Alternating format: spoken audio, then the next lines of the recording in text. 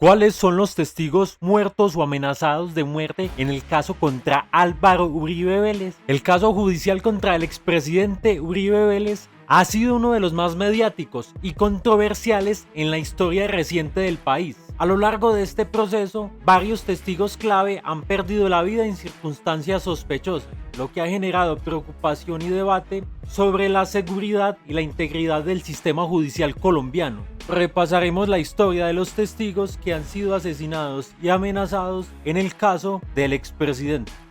Carlos Enrique Areíza, un testigo crucial en medio de un oscuro entramado de paramilitarismo y corrupción en Antioquia. Según se cuenta, Areíza era una persona con un conocimiento excepcional sobre cómo operaban las mafias en Bello y las conexiones que éstas tenían con políticos y grupos delictivos. Aunque en sus declaraciones insistían no ser testigo contra ciertos individuos, en realidad estaba siendo manipulado para testificar en contra de Iván Cepeda. Esta estrategia fue orquestada por figuras poderosas como Luis Alfredo Ramos, ya condenado por vínculos con grupos paramilitares, y José Obdulio Gaviria, quien había tenido un rol destacado como asesor del expresidente Álvaro Uribe debido a su profundo conocimiento del funcionamiento de las organizaciones criminales y de las alianzas políticas. Areíza se convirtió en un instrumento útil para aquellos que deseaban ocultar la verdad y proteger intereses oscuros.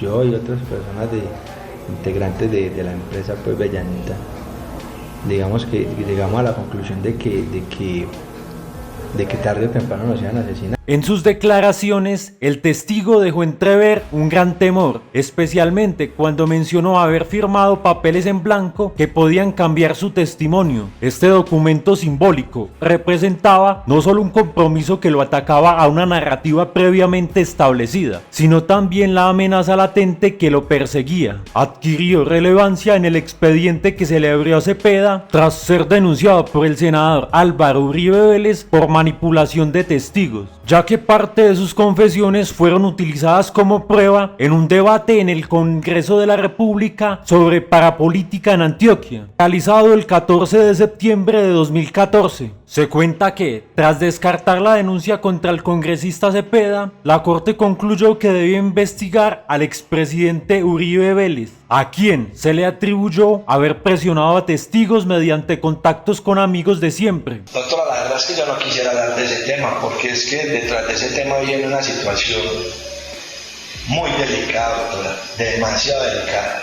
No obstante, dejó entender a la Corte que sí tenía información valiosa y peligrosa. Este giro se fundamentó en interceptaciones telefónicas que evidenciaron dicha presión durante el juicio a Santiago Uribe Vélez por delitos graves relacionados con la parapolítica. Además, el testimonio de Carlos Enrique Areíza siempre fue cuestionado por el uribismo, pues sus declaraciones implicaban a Luis Alfredo Ramos, figura prominente del Centro Democrático y posible candidato presidencial, además de tener un vínculo familiar con el senador Luis Alfredo Ramos Maya. Sin embargo, la situación se complicó cuando la Corte reveló que un abogado defensor del uribismo, Jaime Restrepo, había visitado a Areíza en prisión tras una solicitud de contacto con José Obdulio Gaviria por parte del testigo.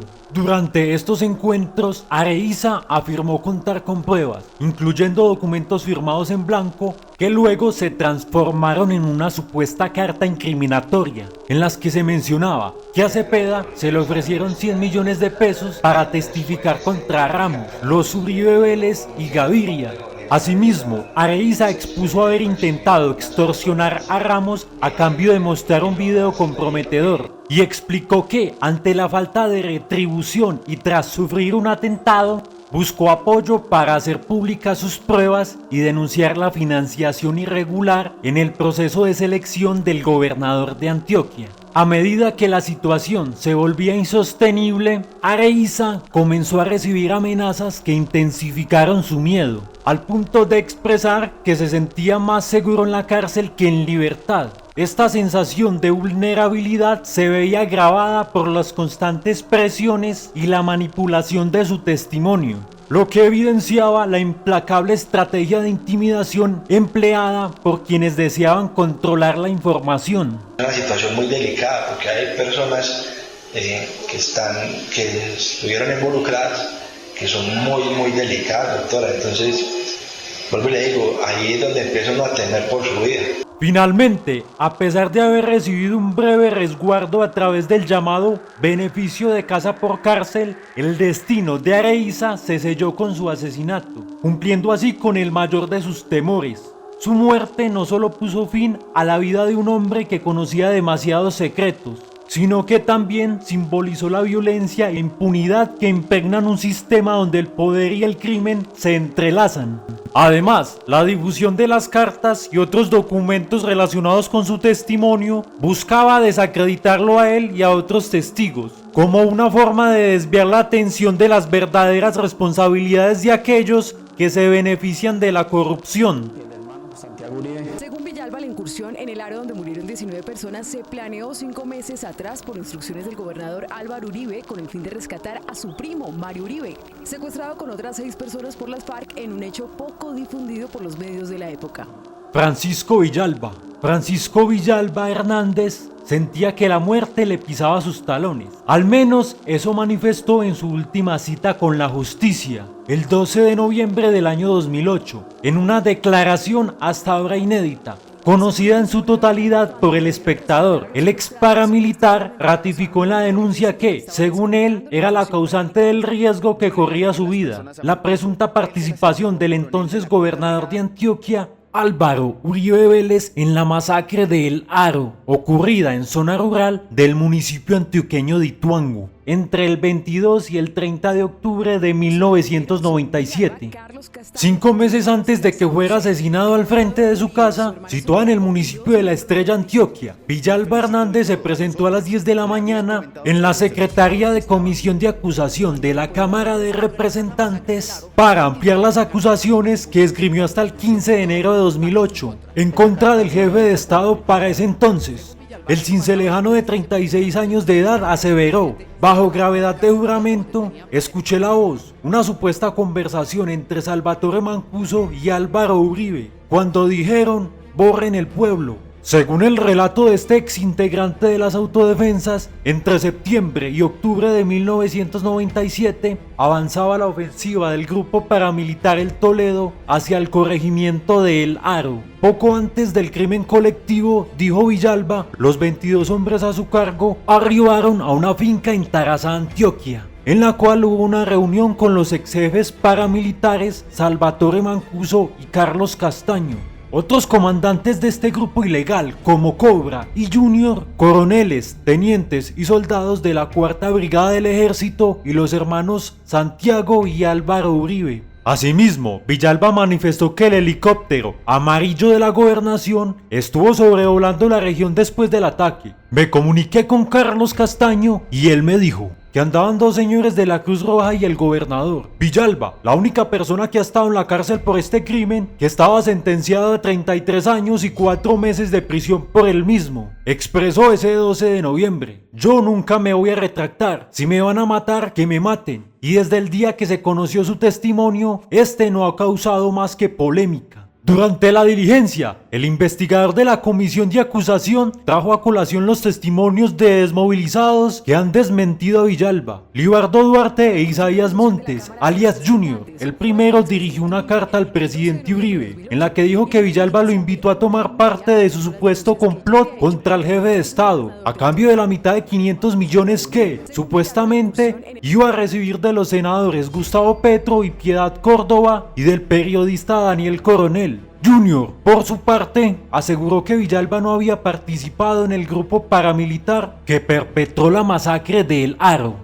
Es triste para mí saber lo que encontré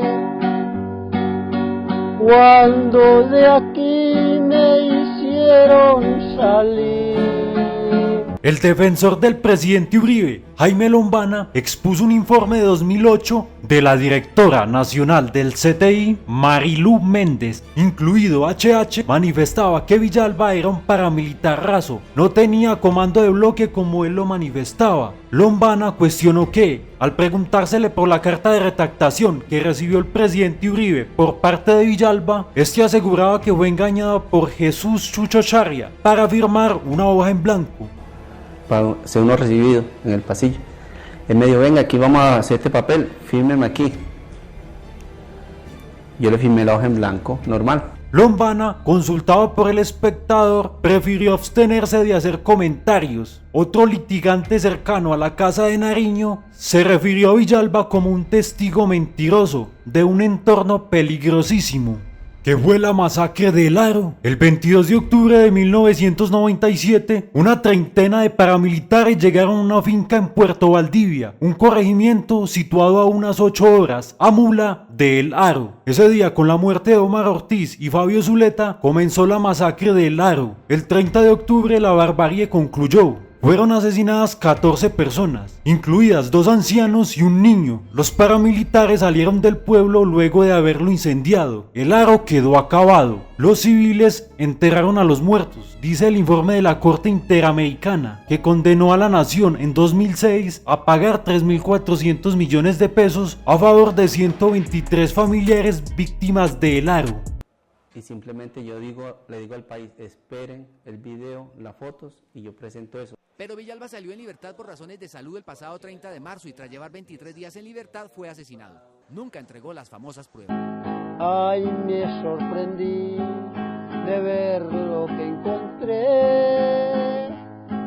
Mi pueblo acabado incendiado.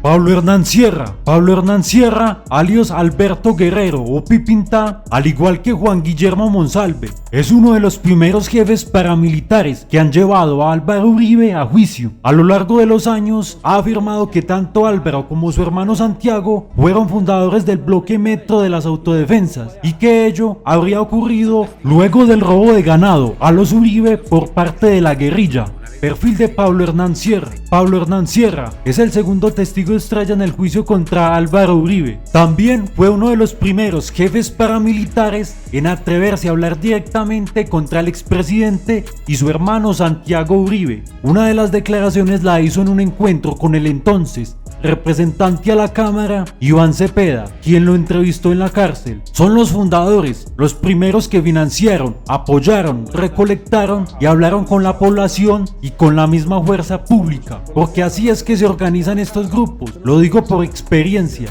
Cuando yo llegué a Caldas, no llegué imponiéndome como jefe. Allí había unos miembros como Alberto Villegas, un ganadero, y Gonzalo Mejía, alias el Chinche Mejía, quien fue uno de los primeros que negoció en este país.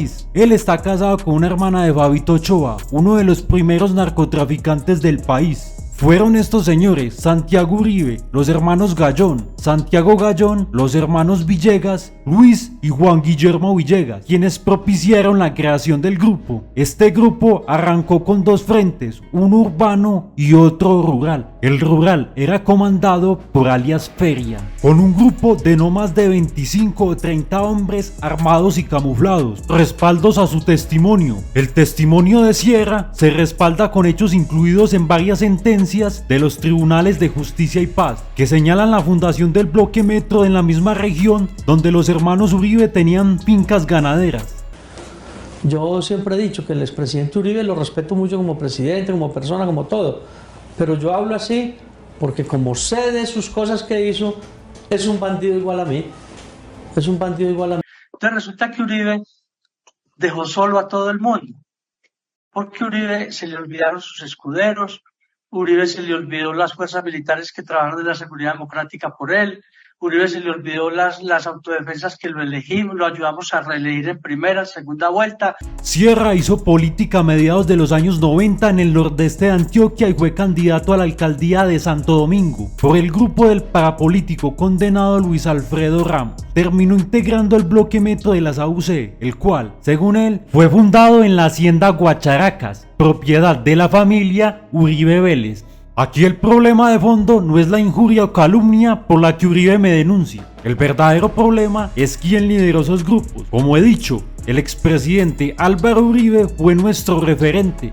Desde su plataforma política e ideológica nos permitió avanzar en la represalia contra las guerrillas marxistas en Colombia. Así como para las guerrillas su referente fue el Partido Comunista, personajes como Fidel Castro, el Che Guevara o Stalin, para nosotros lo fue el expresidente Uribe Vélez. Nos entregó el fusil y después nos lo quitó. Con el tiempo, Pablo Hernán Sierra se convirtió en alias Alberto Guerrero y posteriormente en alias Pipintá, pues terminó siendo el jefe del Frente Cacique Pipintá de la SAUC. Por ello, fue el superior directo de Carlos Enrique Vélez, alias Víctor. Este grupo nunca se desmovilizó bajo la Ley de Justicia y Paz.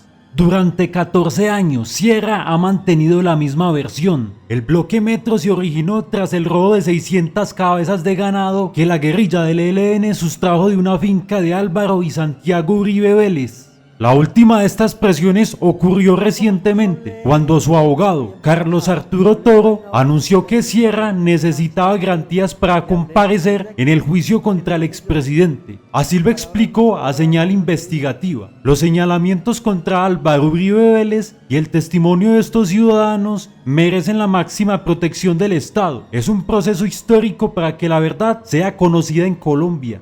Uribe, quieran o no quieran, es el referente político de las autodefensas.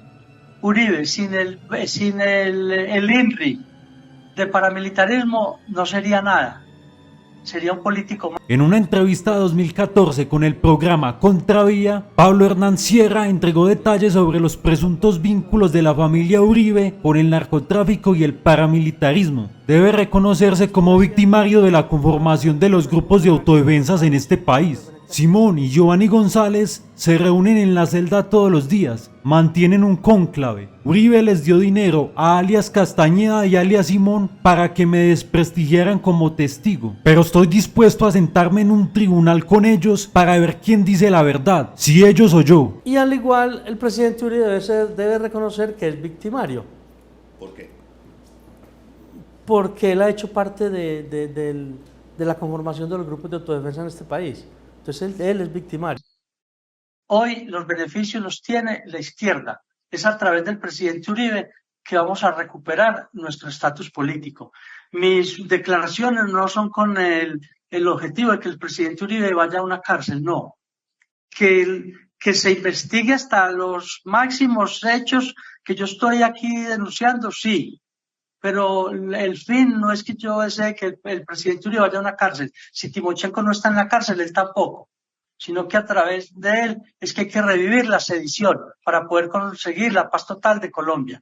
Carlos Enrique Vélez, el ex paramilitar Vélez, condenado por su participación en la masacre de la Herradura en 2003 en Río Sucio, Caldas, ha cobrado relevancia en la investigación sobre presuntos sobornos y manipulación de testigos a favor del expresidente Álvaro Uribe. Según información publicada por la revista Raya, en colaboración con Señal Colombia, Vélez afirmó que en 2017 fue contactado por Diego Cadena, abogado de Uribe, quien le ofreció 200 millones de pesos colombianos a cambio de que redactara 3 cartas en las que debía hacer declaraciones favorables para Uribe y su hermano Santiago en procesos judiciales relacionados con el paramilitarismo. Vélez aseguró que recibió parte del dinero prometido, pero nunca la suma completa. ¿Y quién lo quiere silenciar a usted? Pues parece la pregunta. No, pues la pregunta del millón blanco es Uribe.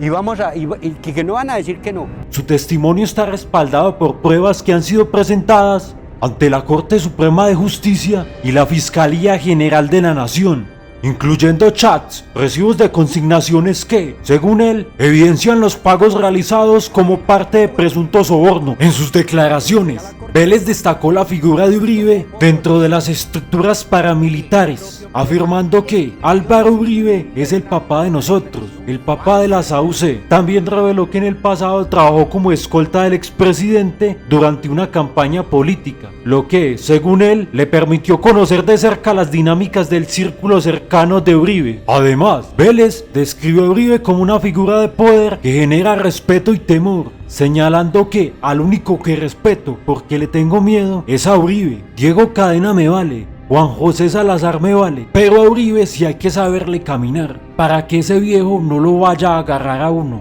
Hermano, voy a decir en pocas palabras, nosotros le tocamos las huevas al diablo. Usted sabe que Uribe es un hombre con poder, El caso ha avanzado con la presentación de pruebas que han intensificado el escrutinio sobre la actuación del expresidente y su equipo legal. Vélez continúa cumpliendo su condena por la masacre de la Herradura, colaborando con la justicia y sosteniendo su versión de los hechos. Carlos Enrique Vélez también habló desde la cárcel de Palmira sobre su rol en el proceso judicial por soborno y manipulación de testigos. Vélez sostiene que Cadena lo contactó en 2017 en nombre de Uribe para ofrecerle 200 millones de pesos a cambio de falsificar testimonios a favor del expresidente y su hermano Santiago Uribe. Según Vélez, como parte de este acuerdo, también le pidieron rendir declaraciones falsas contra el exparamilitar Pablo Hernán Sierra, alias Alberto Pipintá, con el fin de perjudicar al senador Iván Cepeda.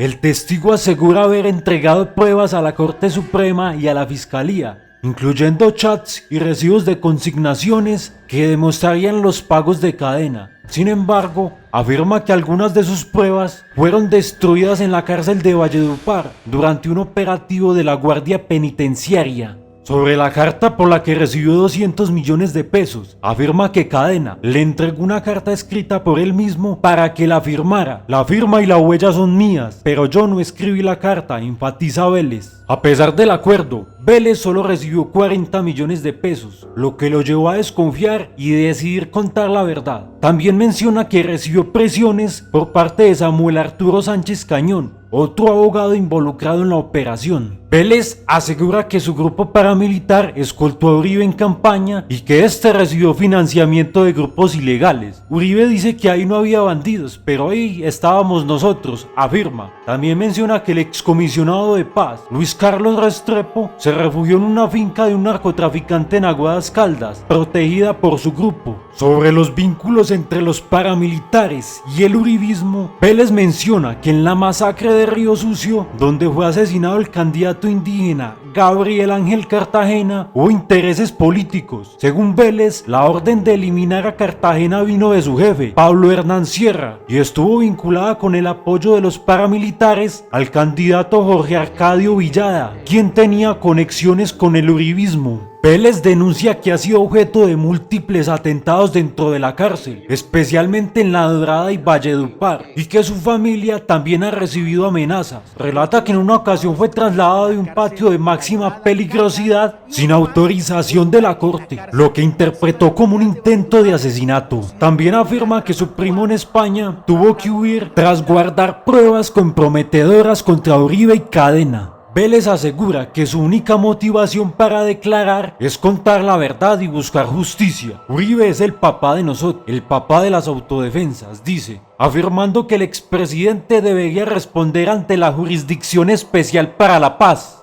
JEP también critica que mientras él lleva 20 años preso, muchos de los responsables intelectuales de crímenes, como la masacre de Río Sucio, siguen en libertad. Finalmente, Vélez pide perdón a las víctimas y reconoce sus crímenes. Con pedir perdón nadie vuelve a la vida, pero lo hago de corazón, dijo.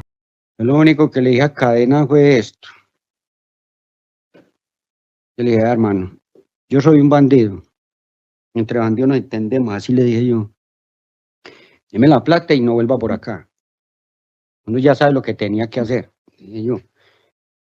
Entonces, desde ahí, se desprende ya las consignaciones y todo eso. Juan Guillermo Monsalve. Juan Guillermo Monsalve es uno de los testigos clave en el proceso judicial contra Uribe por manipulación de testigos y fraude procesal. Su testimonio ha sido fundamental para vincular al expresidente con la creación del Bloque Metro de las Autodefensas Unidas de Colombia, AUC, y su vida ha estado marcada por amenazas, intentos de soborno y atentados en su contra. Infancia y conexión con la hacienda Guacharacas. Monsalve nació en Yarumal, Antioquia, en 1986, pero desde niño vivió en la hacienda Guacharacas, una finca que pertenecía a la familia de Álvaro Uribe. Su padre, Oscar Antonio Monsalve, trabajaba como administrador de la hacienda cuando, en 1983, el padre de Álvaro Uribe, Alberto Uribe Sierra, fuera asesinado en circunstancias que aún generan dudas. En su testimonio, Monsalve ha afirmado que Guacharacas se convirtió en un punto de operaciones para los paramilitares y que los hermanos Uribe, junto a Santiago Gallón Henao, narcotraficante implicado en el asesinato del futbolista Andrés Escobar, participaron en la creación del bloque metro de la SAUC. Este grupo armado, que nació en los años 90, fue diseñado para combatir al ELN, pero también cometió masacres y otros crímenes en la región. Participación en grupos paramilitares y captura.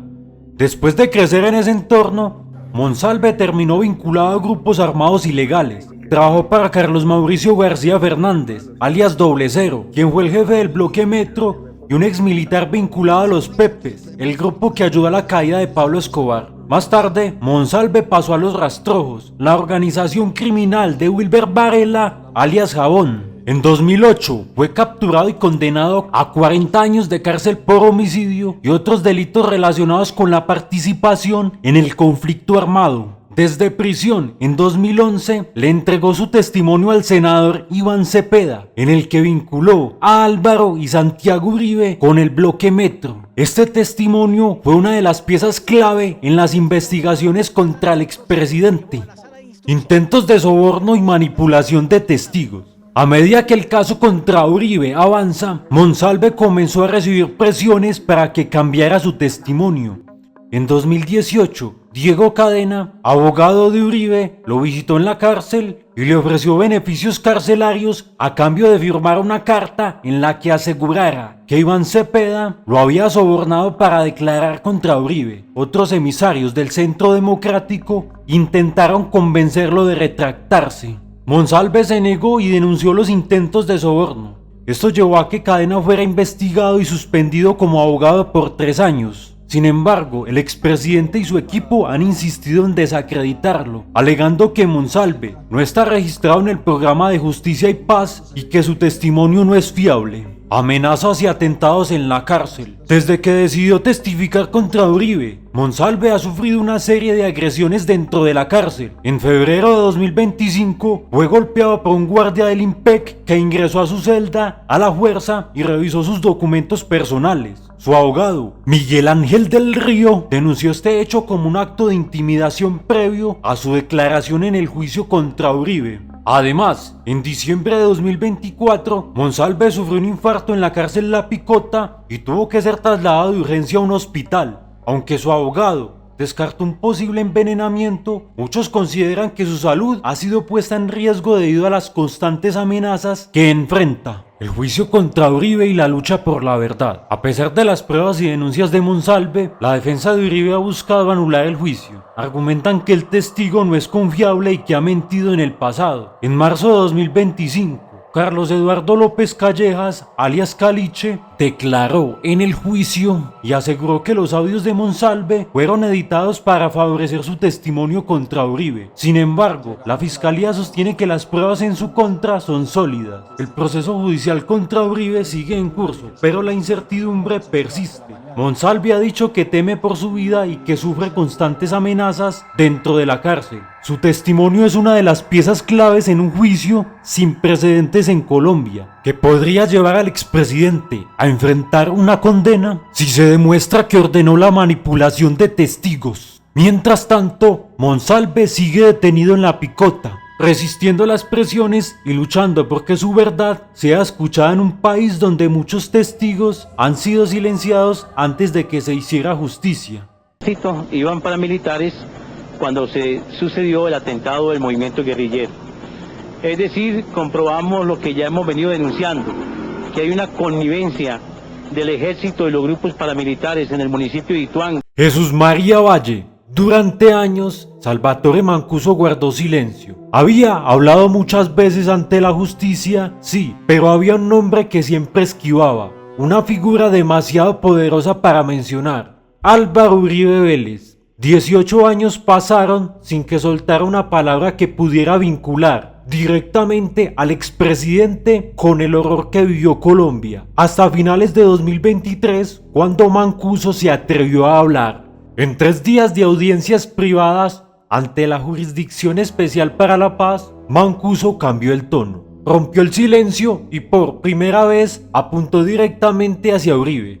No solo lo involucró en la masacre del Aro, sino también en el asesinato del defensor de derechos humanos Jesús María Valle. Reveló reuniones secretas, pactos, nombres de altos mandos militares, policías, empresarios, fiscales, todos entrelazados con las Autodefensas Unidas de Colombia. El peso de sus declaraciones fue tal que los magistrados decidieron abrirle la puerta como compareciente ante el Tribunal de Paz. No es cualquier cosa. Mancuso es el ex paramilitar vivo de más alto rango y sus palabras ahora ponen a temblar a la élite política y militar del país. Lo que cuenta no solo tiene detalles, sino pruebas, y su testimonio promete sacudir investigaciones que por décadas han permanecido en la impunidad. Fue en el tercer día de audiencia el que marcó un antes y un después. Mancuso pidió la palabra, nervioso. Habló del miedo que sentía por su vida, por la seguridad de su familia. Dijo que lo que iba a contar era demasiado peligroso, que habían matado a 15 testigos por atreverse a hablar de Uribe. Y entonces lo dijo todo. Contó cómo, según él, Uribe estuvo vinculado a la reunión donde se ordenó el asesinato de Jesús María Valle, que Pedro Juan Moreno, su secretario de gobierno en Antioquia, fue quien llevó el mensaje, que había que callar al defensor porque estaba acusando al gobernador, al ejército, a los generales, que todo se planeó en una finca llamada Las 7 y que él mismo, Mancuso, fue quien llevó a Moreno hasta allí, cruzando un río en un planchón. Jesús María Valle, abogado y humanista nacido en Ituango, fue una voz incómoda en los años 90. Señaló con valentía los vínculos entre el ejército y los paramilitares en Antioquia, cuando nadie se atrevía. Pidió públicamente protección para la población civil. Denunció las masacres de La Granja y El Aro, y por eso fue tildado de enemigo de las Fuerzas Armadas por Uribe. El 27 de febrero de 1998, un día después de rendir indagatoria ante la fiscalía, fue asesinado en su oficina. Lo mataron 2 hombres y una mujer, mientras testigos aseguraban que al menos 16 personas encubrieron la huida de los hombres. Años después, Carlos Castaño fue condenado como autor intelectual del crimen. El Estado también fue condenado por omisión, por no haberlo protegido. En 2014, una placa fue instalada en su memoria en el Palacio de Justicia de Antioquia. Y aún así, el silencio sobre los verdaderos responsables persistía hasta ahora. Con esas nuevas revelaciones de Mancuso, lo que parecía enterrado bajo décadas de miedo y poder vuelve a salir a la luz. El nombre de Uribe ya no está al margen, ahora está en el centro del relato, señalado por uno de los testigos más oscuros del conflicto armado colombiano, y lo que venga después está por escribirse. En declaraciones de esa época para la televisión, el mismo Valle dijo sentirse abandonado por Uribe, quien era gobernador de Antioquia para la época. Aunque la responsabilidad de Uribe no es clara en los hechos, es claro que Uribe velaba por los intereses del paramilitarismo y que poco o nada hizo por ayudar a una persona honesta que buscaba ayudar a los más desfavorecidos del conflicto armado. Lo afirmo porque uno pide protección, porque uno denuncia ante él casos, porque uno va a las comisiones de seguridad y uno encuentra después que el aporte que uno hace civilmente, claramente, en forma abierta, lo señalan posteriormente a uno como auxiliar de las guerrillas. Recuerden suscribirse y darle a la campanita para que sigan recibiendo notificaciones cuando subimos un video. Si te gustó el video, dale manito arriba, así ayudas a que otras personas vean nuestro contenido. Hasta el próximo video.